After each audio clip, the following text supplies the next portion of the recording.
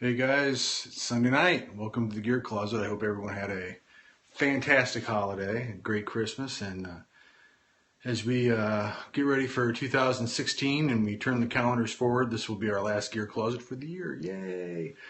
So let's get started. Let's do the sticker. Here's the sticker board. We've added a new sticker. The sticker of the week is the monkey and the surfboard up there. This is the Mono Loco Surf School down in Bocas del Toro, Panama. And if you ever find yourself in Bocas del Toro, check out the guys that run the surf school at Mono Loco, because they are pretty rad dudes.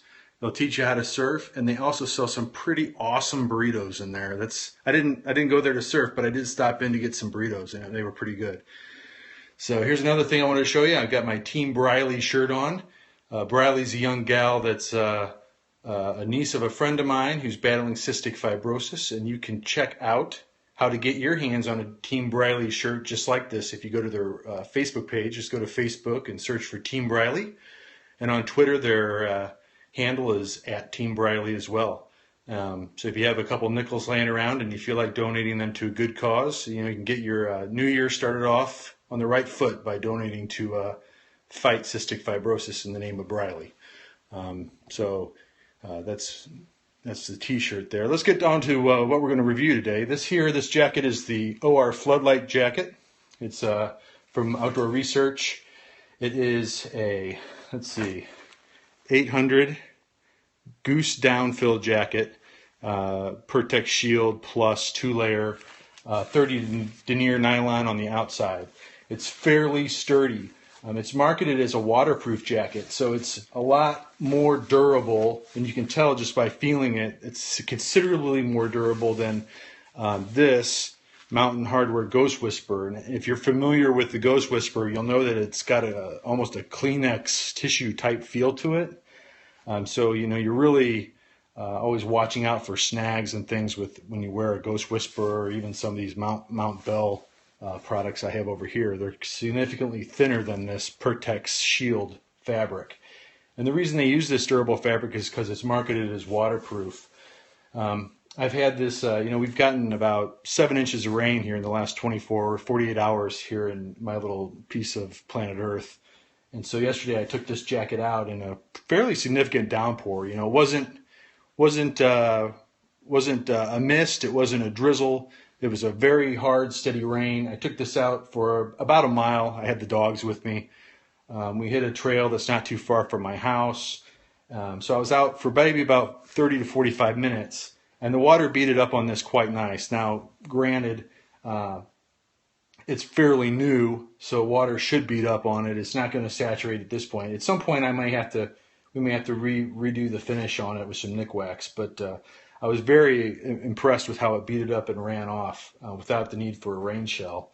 It's fairly comfortable. It's marketed as a trim fit jacket, and you know how I feel about those because I'm so gigantic that I don't really like the words trim fit. But when I put this jacket on, it actually fit quite well. So I was pretty pleased with that. I could theoretically layer on top of it if I wanted to. It's a XX large. And as I mentioned, it's fairly sturdy.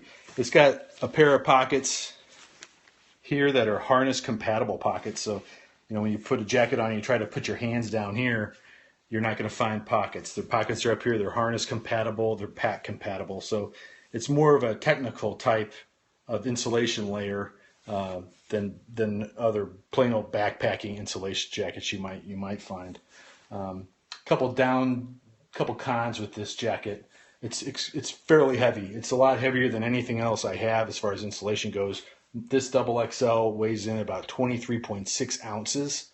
So, the theory would be that you could take this out without taking an additional jacket to ward off the rain.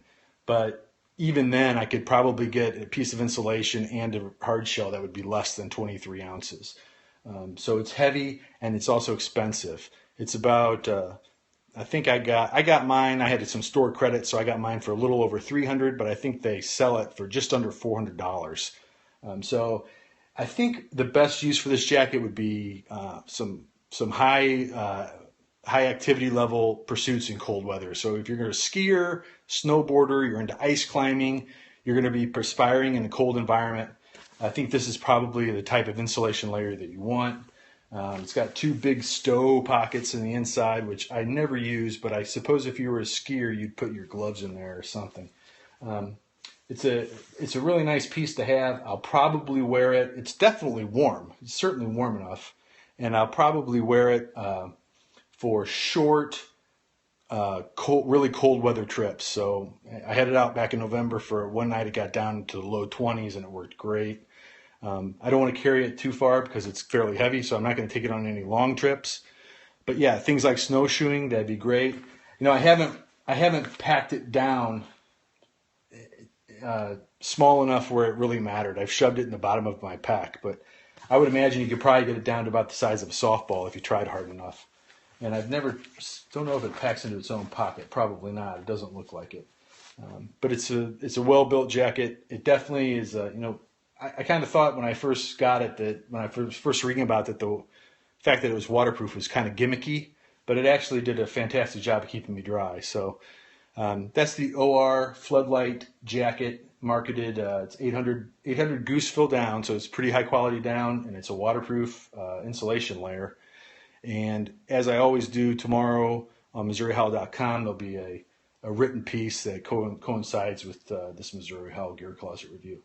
So once again, that's the OR jacket. I bought it with my own money. I'm not paid to review it or anything like that. There won't be any affiliate links to Outdoor Research on the review. So you don't have to worry about me making any money off your clicks on my website. So anyway, everyone have a great, safe New Year's Eve. Get outside here in Missouri, we have a first day thing where everyone's supposed to go out to the state park, so I'll probably go do that. Everyone get outside, have a great time on New Year's Eve, watch a little football, and then, get those resolutions. We've got to get those resolutions. And I'll see a lot of you guys hopefully at OR the first weekend in January for some snowshoeing and some other gear reviews. Yeah, probably Periscope live from OR. Won't that be fun? So look for Missouri Howell live from OR the first weekend of January. So we'll see you guys next week, and signing off.